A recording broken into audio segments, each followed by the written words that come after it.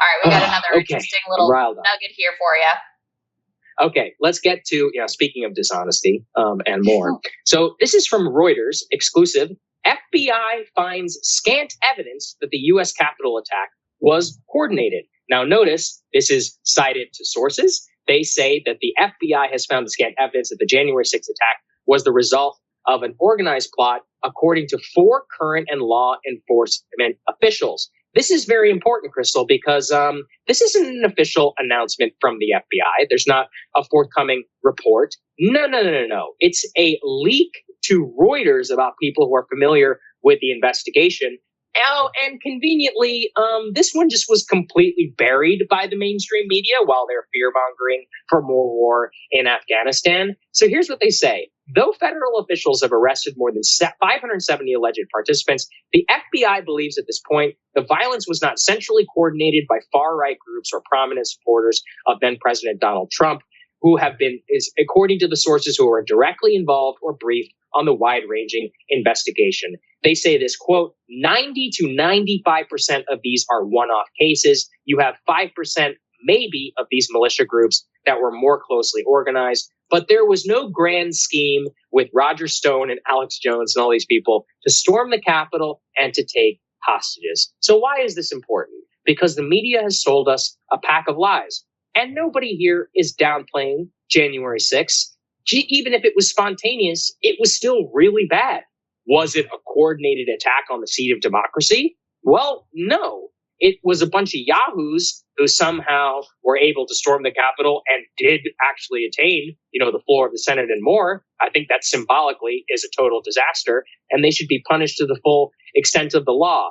But in terms of charges of domestic terrorism, the organization that was implied here, all of the focus on what the Oath Keepers and the 3%ers, none of whom I'm saying are good people, all of this was implied as a coordinated effort, Krystal, so that they could push a new domestic war on terror. And the more that we learn that the FBI themselves, who have all the incentives in the world in order to play up the coordination angle, they can't even find the evidence of that. Well, okay, so on that, I disagree because, listen, the FBI in particular and law enforcement in general lies all the time. They lie to the press all the time. The press believes them all the time. So you have every reason to be skeptical of what the FBI is spinning here.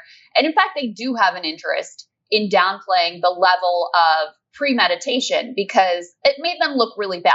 Right. The fact that this happened. Yeah, that's true. The fact that this happened and that they were so unprepared and that they hadn't apparently shared sufficient intelligence assessments for all of the relevant parties to have their ducks in a row. Like, to me, this also smacks of a lot of cover your ass from the FBI and law enforcement. However, what we do know and what we should look at is what's actually been charged. Okay, what charges have they actually been able to gather the evidence for that they think there's a decent chance of conviction? And we haven't seen the details of those. Yes, they planned to break into the Capitol. That part was premeditated, but they didn't really have any plan once they got in there. That was like as far as the planning went, which kind of strikes me as accurate here, that's basically as far as they got. We're going to storm the Capitol. Then what? I don't know. God will take care of it from there, right? Our hero, Donald Trump, will come and save us, or Mike Pence, or whoever they were counting on to do something. Yeah. I would totally believe that they didn't really have it thought out since then.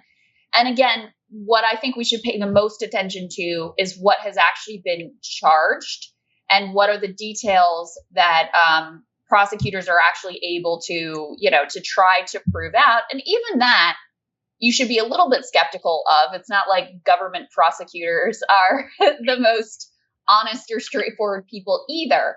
But if even they aren't saying these sort of like high level conspiracies were afoot, then you should expect that it is somewhat less than what the media has led you to believe in terms of the level of coordination and the actual danger in terms of, the election being overturned. Your point about how they may want to downplay it to obscure their own failures is incredibly important. I did not even think about that, and you are 100% right. So let's make sure that we put that in there, because actually it's true. If they do say it was coordinated, it's like, well, what the hell were you doing? Why did you disrupt it then? You have plans in all these organizations. Right. Why didn't you disrupt it since all evidence currently indicates that you're doing a hell of a job of organizing these fellas in a whole other sorts of areas? Guess we're not going to talk about that one. I just think it's important we highlight this story because, look, was it bad?